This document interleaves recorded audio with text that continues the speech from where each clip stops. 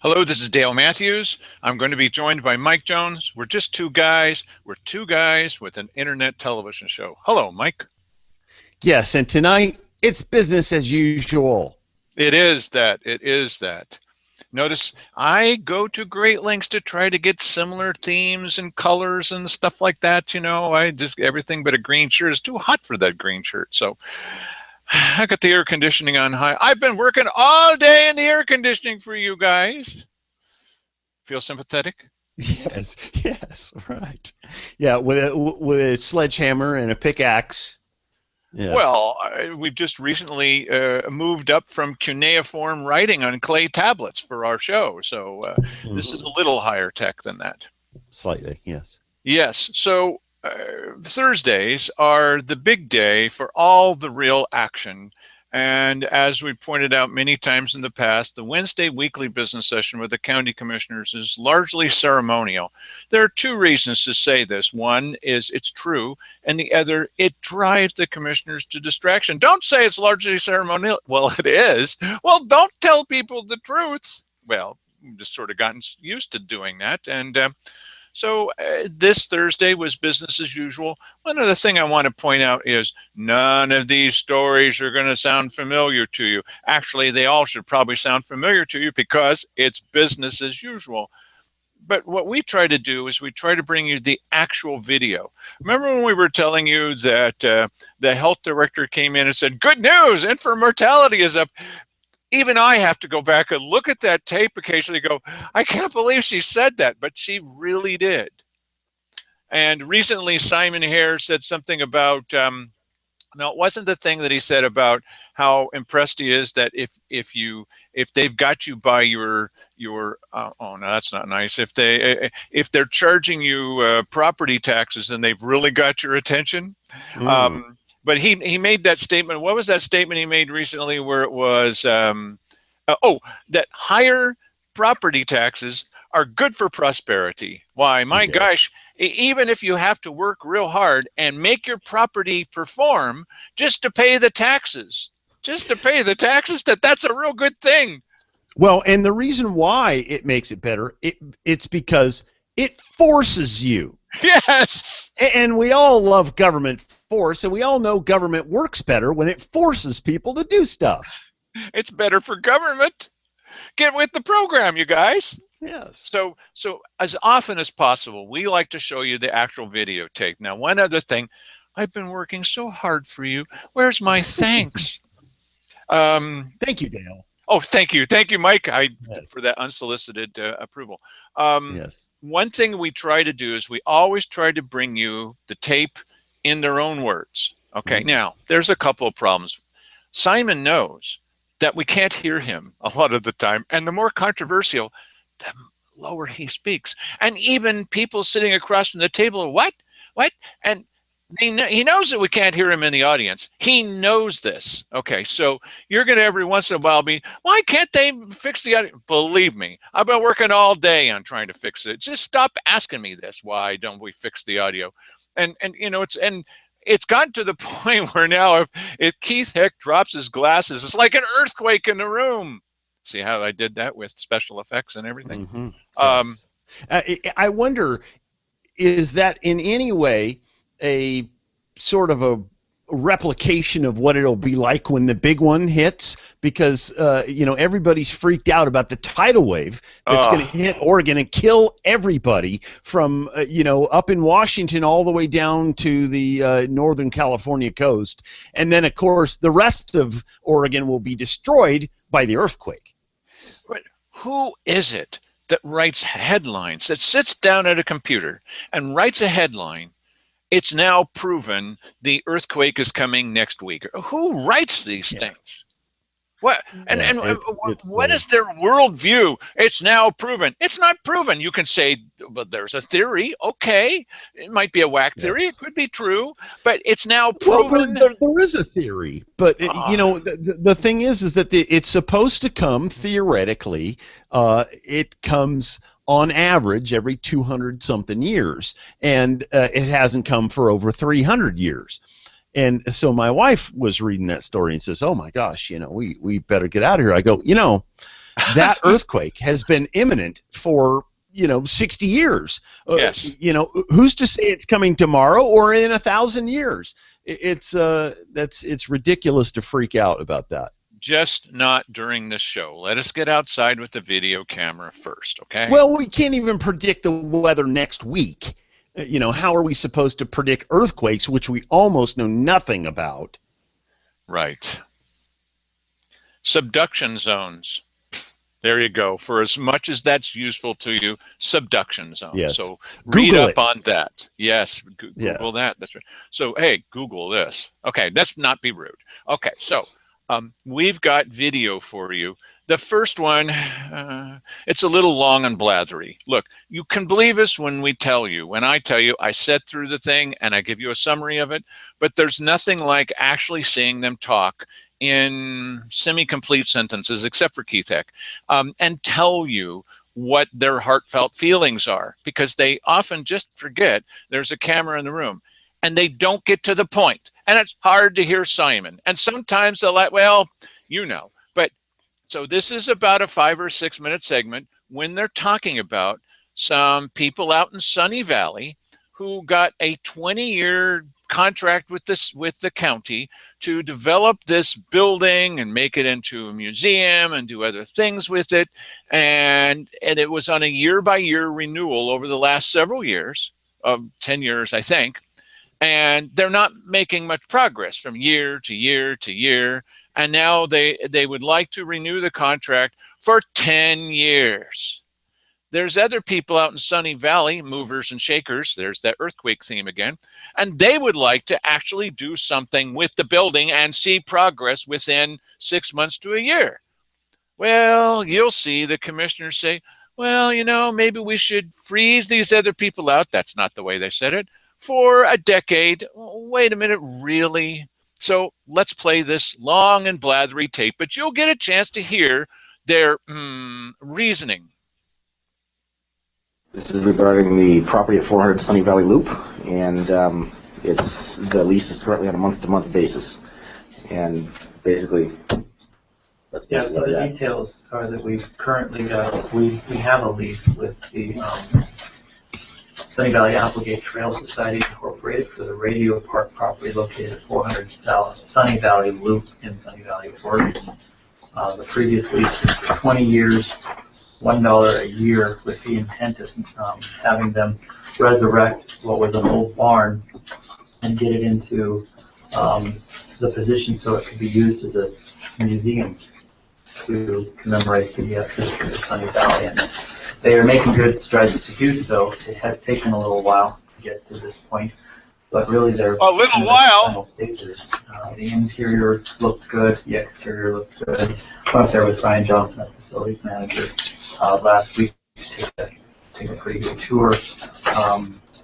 There's still work to be done, but I think the majority of it is putting the elements of the museum in place. Yeah. They're working to do that. So my recommendation is to work out the details of a 10-year extension with some options as far as renewing that lease. I have to say that we did get a letter of interest on the property from someone else. Her name is Patricia Ness, and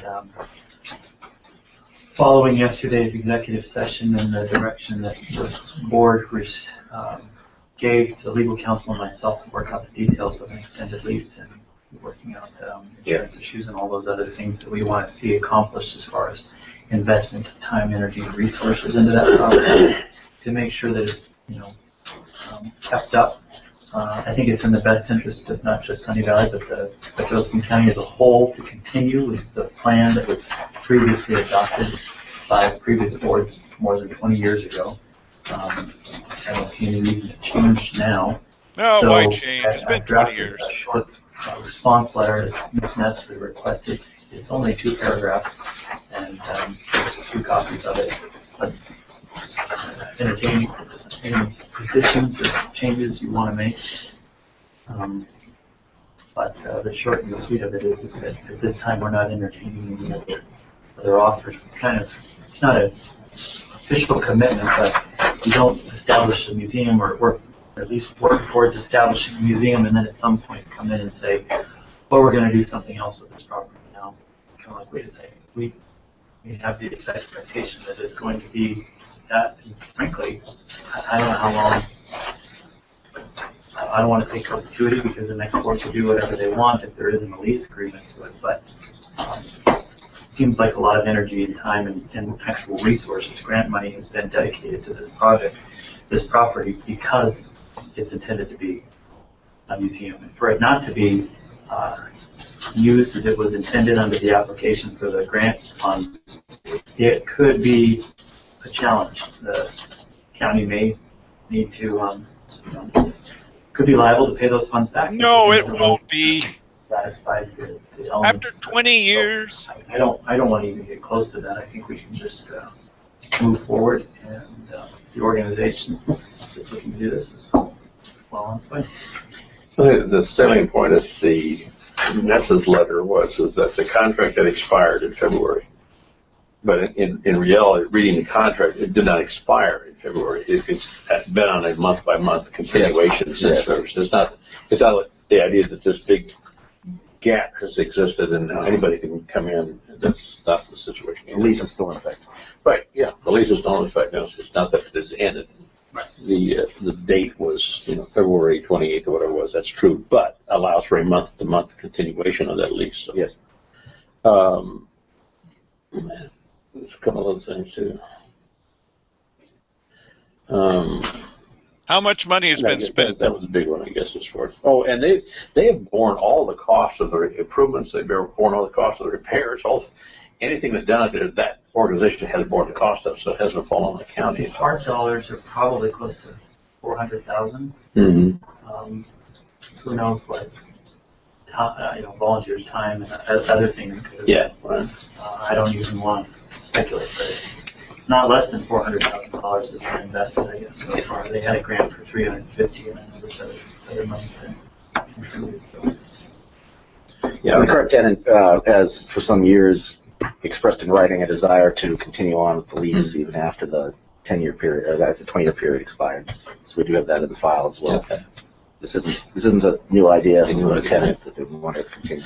Because I think I don't have any problem with extending it for a 10-year period of time, and with the provisos we talked about too, and readjusting that contract. So. I think we'll work on that. Probably no real rush. We're mid-month. No real rush. Before August or September, I think we'll get Yeah. something finalized and signed. So I think the next week or so we'll come back maybe next Thursday with a proposed extension. Mm-hmm. Maybe not. Or in the near future. It's definitely on the list. We're going to work on that. Good. Together, as the board has expressed its desire that with building and maintenance, of course. Yeah. Good department. So. Okay. Good. Oh, that's so good. Is it just me? Really? I was trying to hear Simon. Simon, I can't quite hear you. I can't quite. Maybe this will help. Oh man! Finally. I was talking to a friend. Can you turn it sideways also? Oh yes. See, that's. Wow. I was talking to a friend down the street about getting one because since I have one, you can check it out with that, and if you still like it, then you can go ahead and buy the one that you want, and if you don't like this, then. Cool. Well, I'm impressed. Well, so look, maybe they're lovely people that have simply been working on this project for 20 years. And they got this thing for 350, or is it 400? We've heard both. What's the difference, really? I mean, what's $50,000? That's nothing these days to county government, just to you and me. Mm-hmm. And they got people out there to say, hey, listen, don't give them a 10-year extension. They haven't done anything that we can see in 20 years. Why are you giving them a 10-year extension? Oh, every year they come back and ask for another extension. Every year they ask for another extension? Past the 20 years. So I talked to Wally Hicks in the hallway, and I said, Wally, wouldn't it make sense to give these guys a year, 6 months, a year, and if they don't do anything, then give somebody else a chance. Maybe somebody else, hey, here you go, county commissioners, maybe someone else can get a grant. Isn't that your real only goal? You don't want a museum, you just want grants, right? Is somebody else vying for the lease at this place, or? Yeah. Well, it costs $1 a year. So Yeah. they've got stiff competition from other people in Sunny Valley who said, we'd like to see something done with this. This started when we were children, and now we're, 22 or something, and we'd like to see something done. Yes. Is there a benefit to them? Do they make money somehow by Well, they this? got a $350,000 or $400,000, depending on who's talking and whether it's Simon 2 minutes ago or now. They got, we'll say, $400,000 in grants. Well, isn't that lovely? Yeah, the unfortunate thing here is I don't really know enough about that, to be honest. I was listening to them talk about it, and yeah, who knows? I mean, I would assume it's supposed to be a museum, right? Well, that's the idea. Right now, it's a monument to spending $400,000. Yes. And they're just now getting to the point where, here's your progress report, Mike, your 20-year progress report, they may start putting things in there that are part of the museum. Wow. Don't stop now. Give them 10 more years. Yes. Give them 1 year. If they come up with something that looks pretty good, you can say, thank you so much to your great-grandparents for starting this project. And now we can see that you're really serious about doing something with it. Okay, cool. Okay. They came here in wagons. They had to take them apart as they crossed the mountains. Yes. Who gave them the grant? Was that Thomas Jefferson? Ulysses S. Grant. That's where Grant started. Oh. That's why it's called Grant's Pass, because he just passed right on by. Yes. He never really came here. That's pretty funny. I think so. Yes. Grant's Pass. Okay, so there's a real danger, according to Simon here, if people get their hands on government information without someone to explain it to them. Now, this has come up several times with me and with Sandy Casanelli, and we're back to the hilt by everybody in the weekly business session who would really like to be able to get our hands on some of this information. The important thing to listen to from not JJ North, I always want to call him that. Yeah, JJ Schofield. Yes. The important thing from the HR director, JJ Schofield, Leslie points out, well, that would be easy to do. As a matter of fact, we can do that today. I'm going to, spoiler alert, they didn't do it. That was Thursday. It hasn't been done. Are they ever going to do it? Another spoiler alert, probably not. But they could do it. As a matter of fact, yes, we're going to do it today. Don't believe it. Here's what they have to say about the red line version, which means if you put up a 150-page document, that's a lot. Nobody's going to look like that except for me and Sandy Casanelli, okay? She reads this stuff, Anyway, it would be nice to know what's been changed, because there are substantial changes to things like employee documents and, what are you expected to do, and is there still really a charter, or have they X'd that out or redlined all of it? We don't know. And so here's their discussion about, should the public, not the public, really get their hands on documents that could potentially be useful? Take a look. Last time there was a request to see the redline version, but frankly, I don't like having stuff in the WBS thing that we're not final documents that we're approving. But somehow we need to reference online that you can access the admin this file and say, if you want to see the redline version, you have to go to where we discussed it, which is our process, which is here. Which is here. But if you really care about how we got from the old version to the new version, and you don't want to look through 60 pages. Pages. It's a big document.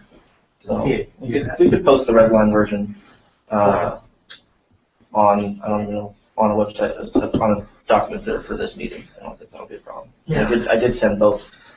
So that that was very helpful. Yeah. Because you can really see what line by line won't change. Yeah. Theoretically, that's yes. good. We want to do that. But what we're doing on the weekly business session is final stuff. Yeah. A product, and it's done. Yeah. So, As long as there is access to the final product before the final product is approved. What a great plan. One of the flies in the ointment in the past is that it's not been able to be seen. So what actually changed? I think if you have that able to be on there, you're good. Get it up there, and because there's no reason why anybody can't see it. So. Yeah, and I said we have a digital version of the red line and the final contract, unless you all want to make recommended changes. So it's available. We can get up there today. So. No, it's not. You liar. It's not available. They put it up there today. This is the guy that said, Mr. Matthews, you're lying all of the time. It's not there, J.J. Schofield. You said it should be there. We're the bosses. Maybe some of us would like to see what the heck is going on so we can digest that and then regurgitate it. That doesn't sound right. We'll tell you what it says. We can search it for ourselves because we don't believe you a lot of the time. And there's a reason that we don't, Mike. Yeah, track record. Yeah. Oh, brother. So it's not there. I just looked just before the show. It's not there. Is it ever going to be there? Why would they bother? Yeah, you know what? What do they say? What is it? We're liars and we don't care? Or no, what was it that he said? He said, I know we're breaking the law and I don't care. There's that, their new motto. There is that. Yes. There is that. Well, all right, for example, why should I care? Lack of transparency is a huge political advantage. Yes. There was some Democrat that said that, dopey guy. It wasn't necessarily a Democrat. It was some guy. He just happened to be, one of the Democrats of Obamacare. Right. Okay. Well, in this case, why should I care, Dale Matthews? You're such a complainer. I hate it when you complain. I'm never watching your show again. Okay, bye. But why should you care? Well, for example, with the previous sheriff, and the new one hasn't answered this either. There's a part in the emergency operations plan of the county. We're not allowed to see that because you never know when terrorists might be reading our emergency operations plan in the middle of nowhere, Oregon. And so there's a thing there that says that if the sheriff wants to, they can come onto your property. You can be sitting there with your family. You've been preparing for years. You're all ready for that tsunami that's going to destroy everything any day now. And you're sitting there with and your vehicle is all gassed up and it's solar powered and it's got, it can roll over mountains, Yes. and you've do been all watching these prepper videos on YouTube for the last 6 months. That's right. You're all ready. And they can come say, that's a heck of a vehicle there. We're going to need that. Yes. They don't even need to leave you a note. They don't even need to leave you a note. I'm not making that up. That's in the emergency operations plan. Well, unless you have somebody that's crazy like me, not Mike, or Sandy Casanelli or other people that read through that tedious stuff and say, hey, Sheriff, why does it say this? It doesn't say that. Well, it says right here, well, yes, it does, but no, it doesn't. Yes, it does, but no, it doesn't. What does that mean?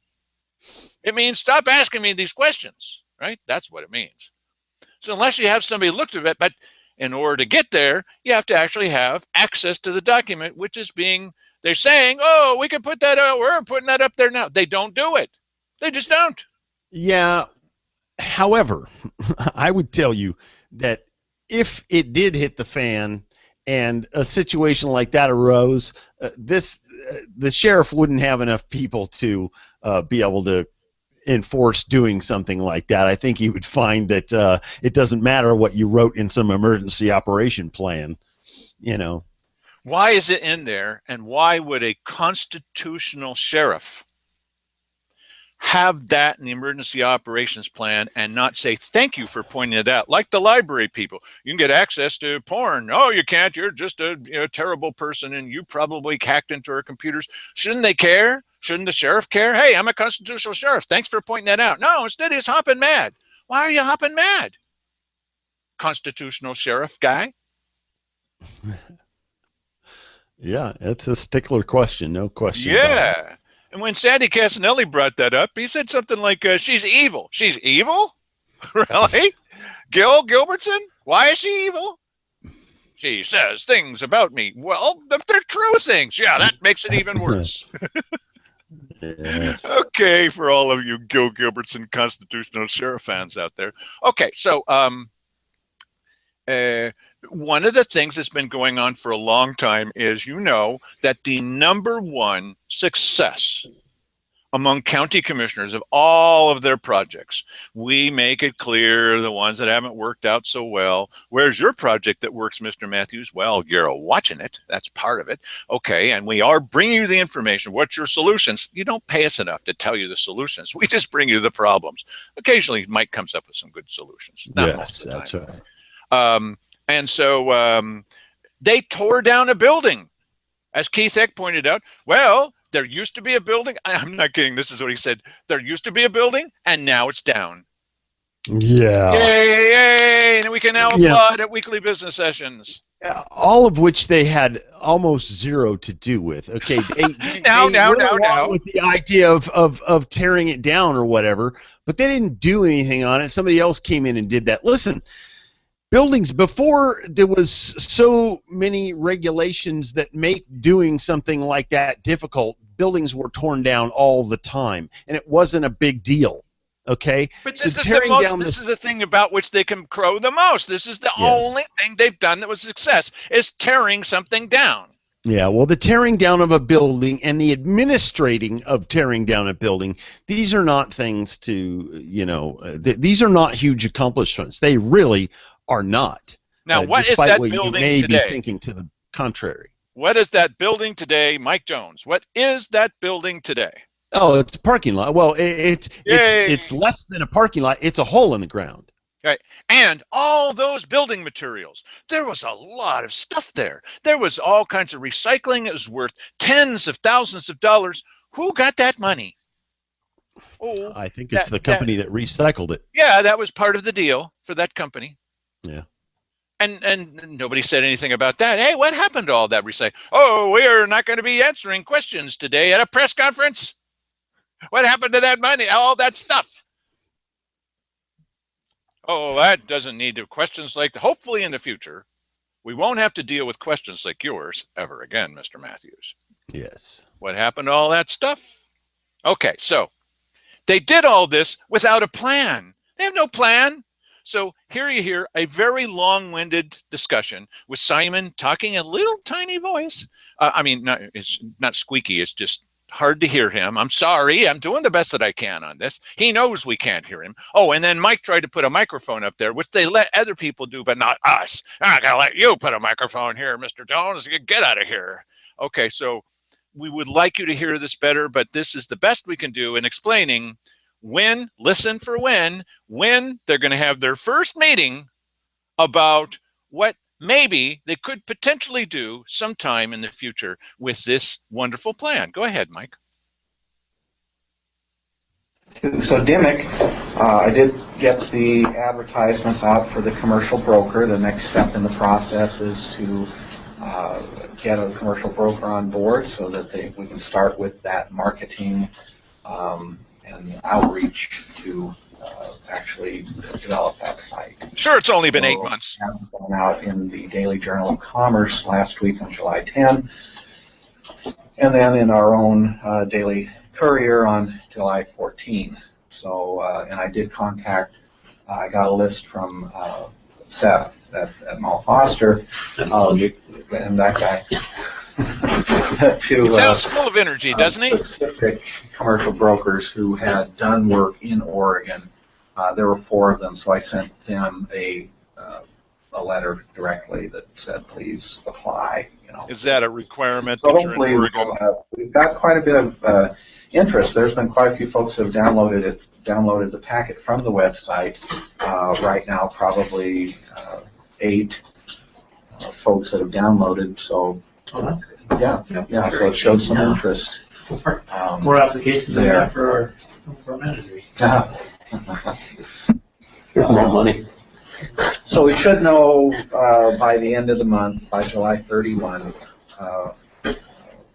how many people actually submit packets on that due date, and then we'll move forward from there. We need to select somebody. I think our schedule is mid-August, so they can have about a couple couple of weeks to be prepared for our visit with the CFDA, whatever, that acronym in September. Yep. And then we need to start working on an agenda, or I need to start working on an agenda of what things in that 3-day visit they want to accomplish. Who they need to talk Yeah. with, and but hopefully a broker will help us in that process too. That's a good point. Good. Somebody else has. Yeah, I guess It's pretty Know what funny. they're doing. Yeah, thanks. Are they looking to sell that site or lease it, or what's the deal with that? Do you know? Because that's not really clear from that. They don't know what they want to do, Mike. They don't know. They have no plans. There are no plans for what they're going to do. And you're right. You know what? I mean, if the planning of taking the building down took so long, could they not have anticipated that there was going to be an empty lot that something would have needed to be done with after the fact? Yeah. No, this is why government should not be in charge of this kind of stuff. They just shouldn't be. You know, they should have dropped this in somebody else's hands. Go, hey, listen, you know, we'd like to have the building down by a certain amount and, you know, by a certain time. Let's talk about what that's going to cost. People come back, give their bids. You say yay or nay, and boom, it's out of your hands. Done. Well, they weren't sure what they were going to end up with. They weren't sure if they were going to end up with a bigger building or with a parking lot. They didn't know. I mean, it could have ended up being a 16-story building after they tore it down. What? And so they had no idea that it was going to end up being just a flat piece of land. And so they couldn't have started both processes at the same time. That would be ridiculous. Yes, but once it began, and of course that's silly. But once they did see that it was an empty lot, they certainly could have started the process then, and that was back in January. Yes. And so what would have been some kind of thought is that what you do is you actually have the plans for what you're going to do with it ready before the demolition's complete. I mean, you've got people starting to sign up for things and all this even before the demolition's over. Well, and how long have they been they've been pursuing this process for 10 years or whatever? Yes.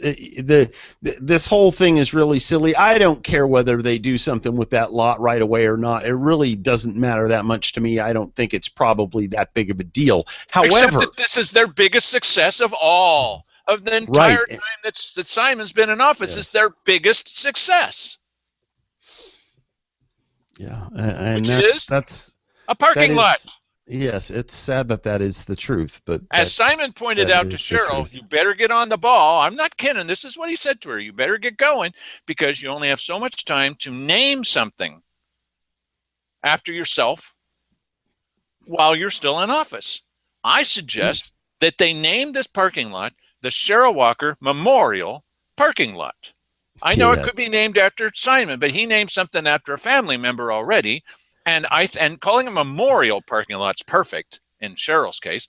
Call it the Cheryl Walker Memorial Parking Lot. Yeah, but she's not dead or anything. A memorial is what you do when somebody's dead. Oh, is that right? Yes, typically, yes. Didn't even think about that, Mike. Yes. It's not any kind of implied threat or anything, but Keith is almost there. I mean, I don't mean because of his age. I mean, because, you know, is he really at this meeting? Yeah. Well, I mean, in the interim, it could be the the Cheryl Walker walk all over me ground. Yes, something like that. Whatever. We could get emergency striping out there from the Public Works. And listen, once the big one hits, all the other buildings are going to go down anyway. So why did we do this one ahead of time? We should have just waited and saved the money. It'll probably be the most shovel-ready job site in the whole county. That's right. That's right. That's lovely, Mike. It's really progressive thinking. Progressive thinking. Yeah, right. That's just for you. It'll look as though they foresaw the earthquake and tore the building down just to save time and labor after the fact and get economic development going again quickly after the earthquake. They're prescient. Who knew they were all from Germany? They're prescient. Yes. Cool. All right. So it would be nice if Simon, as liaison to parks, had some kind of idea. You've never heard this story before. Stop thinking that you have. It's just business as usual. It would be nice if they had any idea what was happening at the various parks and had some way to, oh, I don't know, lay some kind of control grid over it. Wouldn't it be nice if they truly had some kind of handle on economic development? You know what we really need around here is at least one commissioner that's been working on this for 3 years and had something to show for it. Ooh, that's Cheryl Walker. Okay, but Simon found out something the other day that he didn't know. Show him, Mike, in their own words, what it was that Simon found out. I learned something in parks last week where they are not able, through our financial system, to, at least the coding, they can't code out to say how much resource revenue is generated by a particular park. They can do it internally. They have their spreadsheets. They can go back and do it. But for some reason, because of a coding restriction, they aren't able to say how much White Horse Park makes. Yeah, that should be. And I'm like, no, I want to know for matters of investment purposes. Sure. We're looking at a plan that's $300 to $1 million, and nobody uses it. Consistently lose money. Yeah. I'm like, how much do I invest in that as opposed to where I could put that money into Indian Mary and make a ton more money or something like that? Because that's where people are going. For the condition of White Horse. It might say that people aren't going there because it doesn't facilitate the traffic. It's that's why we picked that one, because it was our first park. And it's pretty close in. It is. Big park. So that's a nice park. But to be able to say, well, the payback, you know, we won't go below where we're at right now. We're generating $30,000 a year.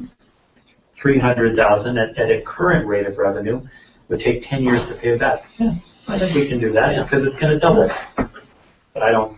Those are kinds of things I want to be able to tease out, and I'm not even aware of it. Yeah, that's a sad thing that they don't have their act together a little bit better than that. You would think that even, you know, a government would want to know how much money is coming in. Like the assessor's office, could you imagine if the assessor's office couldn't tell you how much is coming in property taxes? How is this any different over there? That's right. You know, it's taken Simon 5 years to discover. He heard this. Well, I mean, listen. Even worse than that, how long has it been in that situation where they couldn't tell you how much money is coming in from any given park? How long? 20, 30, 50 years? How long has it been that way? You know, was it that way at one time in the past and now it isn't? What's going on here? Is he the first commissioner ever to say how much money comes in from this park? Gosh, I don't know. Well, why don't you look into that? 10 years later, why don't you look into that? 30 years later, why don't you look into that? These are the guys that we have. Mike, I'm begging you, please consider. We need some fiscal conservatives in this place. They don't have to be socially conservative. You are. I'm maybe not. But fiscal conservatives, it would be nice if we knew how the money was being spent, Mike. Yeah, we're not making laws about abortion clinics or anything like that in this town anyway. So if the social aspect of it almost has no meaning here locally.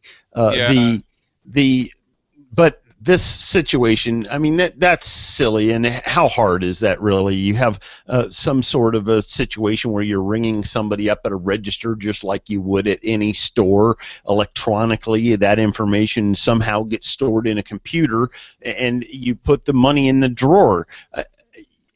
How is it that you don't know how much money is coming in there?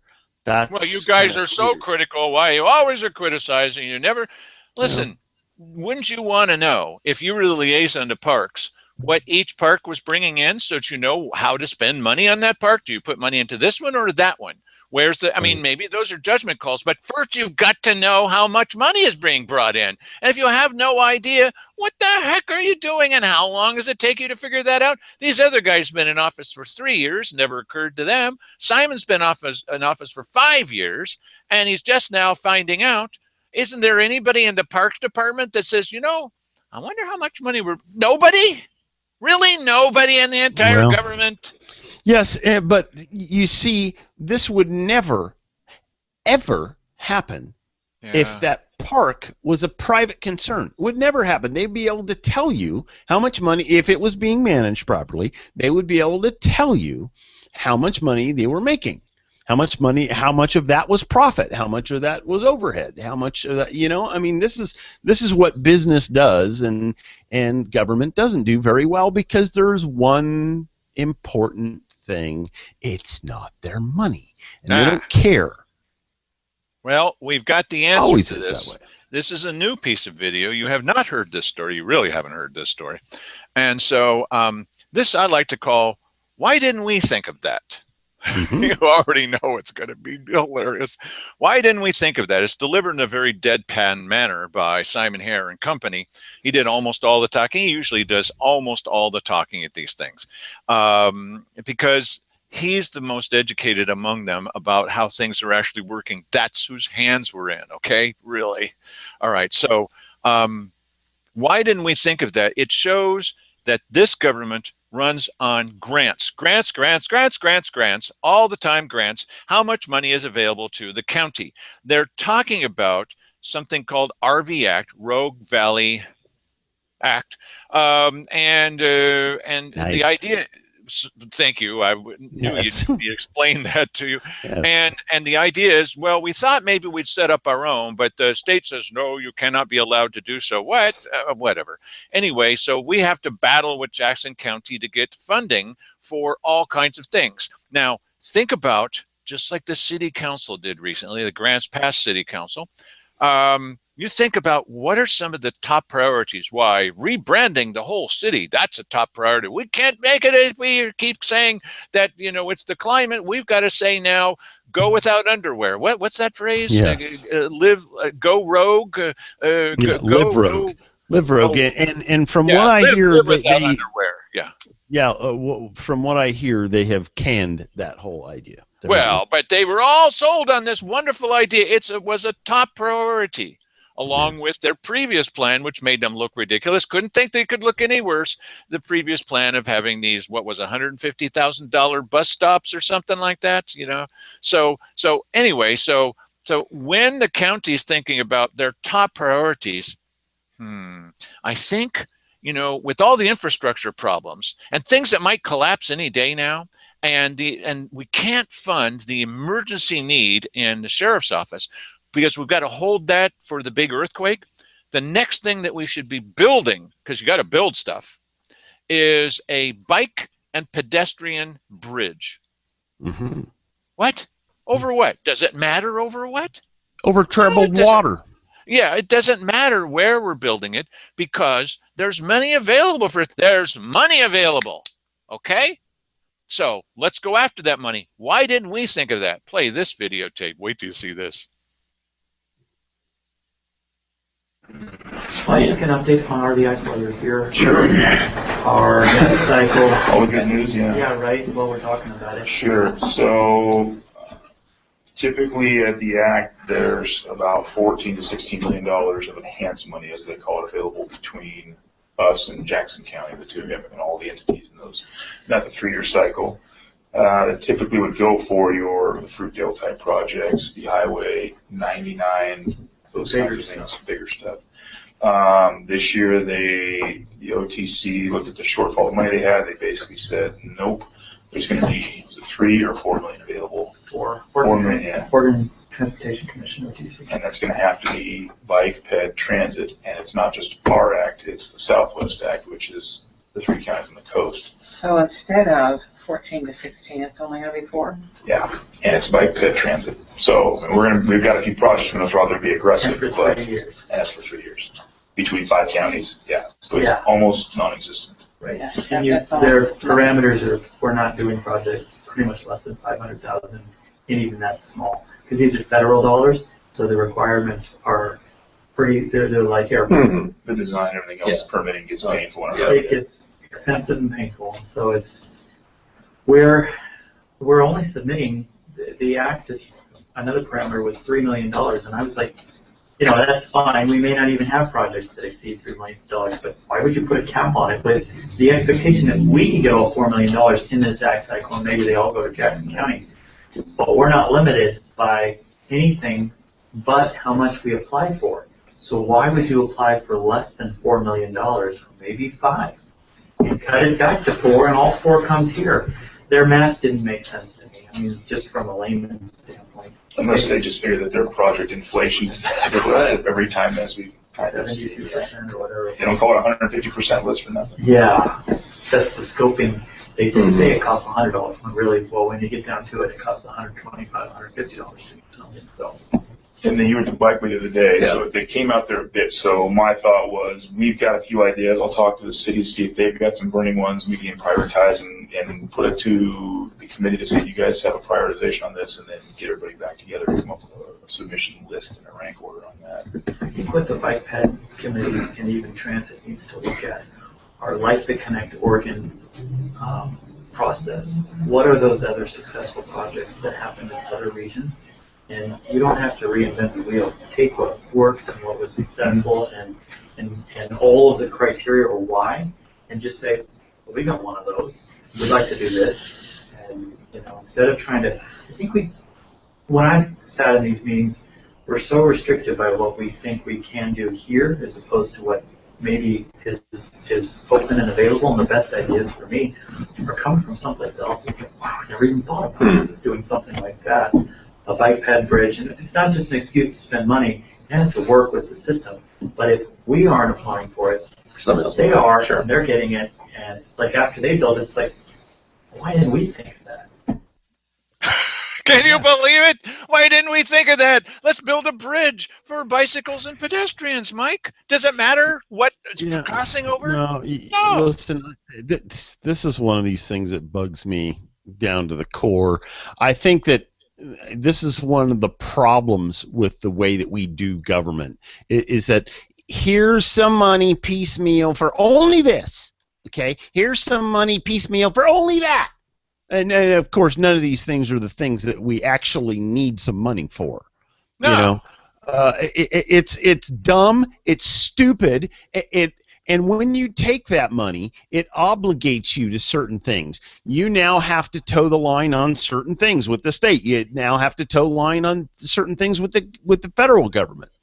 These are bad ideas. It's really a stupid way to run government. I got an idea. Why don't we just pay the property taxes here? We send a very little teeny bit to Salem, and that's it. And we keep the rest here. You know, and it's just the whole thing is screwy. And then, you know, of course, on top of that, because of the fact that we don't produce that much in the way of taxes here, you're going to have to let us use the resources that we have. See, there's so many problems. They have you nailed at every corner that, you know, they're only going to allow, here's a little crumb for you, and here's another little crumb for you, and oh, here's a donut. You know? Well, the part that gets me is this explains why Diane Hoover comes in and says it's good news about the babies because we're going to get more money. And this is good news about building a pedestrian and bike path because it's money. And when all you're interested in is the frame of mind they get in. You know, what are they going to use it for? Well, we'll figure out why didn't we think of that. Hey, somebody over in Ashland put in a bike and path between 2 trees, and we could have had that. What, you don't need that. Why are you asking for this? Well, because they got money and we could be getting money. For what purpose? So you can name it after Cheryl Walker? Why? Yeah. Yeah, no, it's a silly, silly thing. And this is what happens when we do government the way we do it, the way that we fund it the way we do. It's really silly. Why aren't they sitting down and figuring out how we can...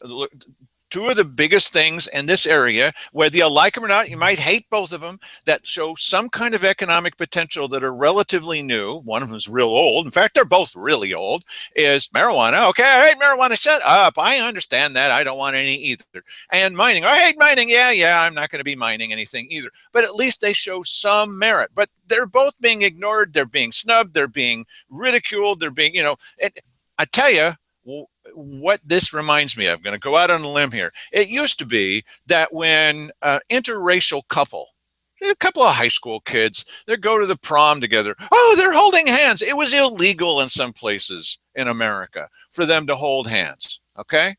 Now I know you think, well, this guy's finally gone crazy. Finally? I always have been. Okay, so why are you looking like that? That used to be a really big deal. You know, now green is the new black. You know, if you're interested in something like a legal product, a legal agricultural product, you can't even be seen in public. You can't even have it in a greenhouse. It's legal now. Get over it. It's legal. No, can't even be in a greenhouse because people might see it. What the heck kind of agricultural product do you have to hide away from everybody? It's either legal or it's not legal. No, it's legal, but you cannot let any neighbors see it. What? You can go buy this, but it has to be at a special dispensary. What? That's not a legal agricultural product. Green is the new black. Very controversial, isn't it? Okay, here's one more controversial thing. We mentioned this 2 nights ago, last night. All the days are blurring together. Simon Hare was very upset that Copeland, and his voice is very low on this. So listen, don't let him bamboozle you. Don't let him bamboozle you. Don't let him get away with you. They can't hear me, so since then I can say, no. You just act like you can hear clearly, okay? Just pretend like you can. He's now talking about why he wants Copeland to get the contract. They're his pals. And then Cheryl Walker, the one that said, you don't understand economic development. She says, we used to do it this way. Really, where did you used to do it this way, Cheryl? Where you would call and he would say, have you really made your lowest possible bid? Hint, hint. You listen to what they have to say.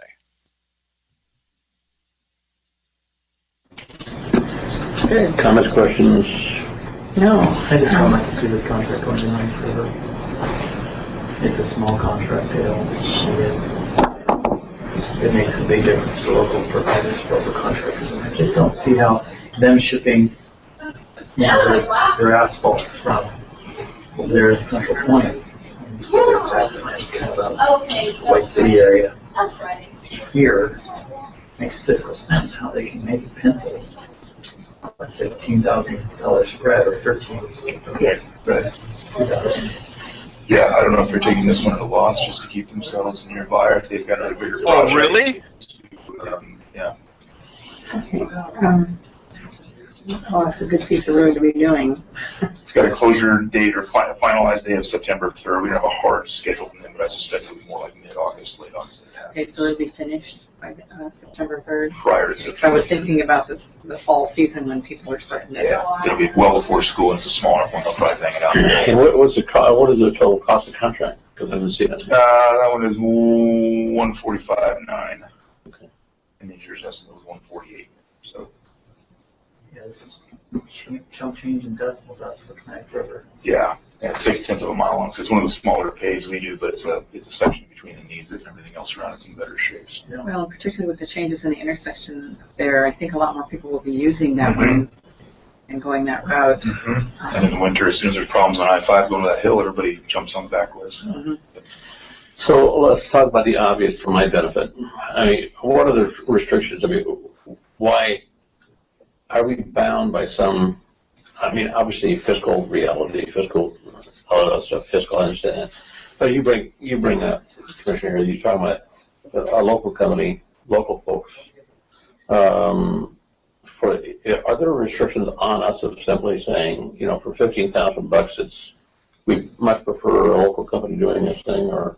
Given the contracting rules, we have to publicly bid this. Okay. Lease cost. But it's bound by lease costs. So we cannot meet all of these. There's certain criteria. If they meet all the specs, right? You gotta go. Okay, that was my point. Because if there's any kind of latitudinal allowance, I don't think there is on road construction, but there are other things like our preferred person for a contractor for the Demick Tower has special skills and needs that you have to meet. Cost is certainly an issue. We were bearing, 50 cents on the dollar pretty much or so on that cost. We were concerned about that, but that was not our end-all be-all. We weren't bound by that lease contract. And there was more than one way to skin a cat on something like that too. This you put down asphalt, whereas the hospital there was a lot of different ways you could have taken it down, dealt with the demo material, that kind of thing. Can you call both contractors I know this is something that I used to do as well. If you had something like that, call both contractors and say, is this your best final bid?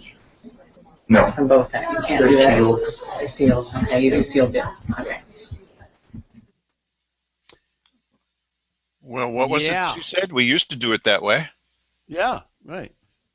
We used to do, where, Well, Mr. well, Matthews, you don't understand economic development in Josephine County. She just explained it to us. That's how economic development at the Rotary Club actually works. yeah. Call somebody, you break the law, you just, hey, buddy, guess what? You're not the lowest bidder. You want to reconsider your bid?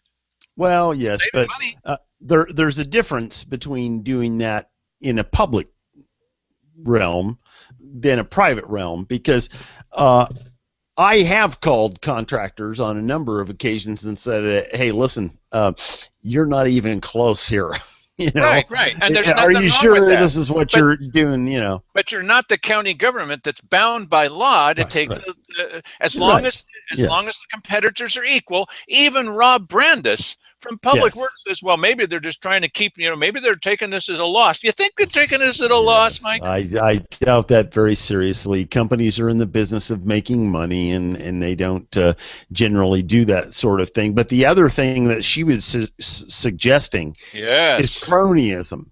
And in case you hadn't, you've heard the word plenty, on TV or whatever. But this is it in action. That's cronyism. Is that something old crones do? I don't get it, Mike. You know what? Yes, something like that. Yes. Yeah. Cronyism is a nice way of saying that you like to give work to your friends.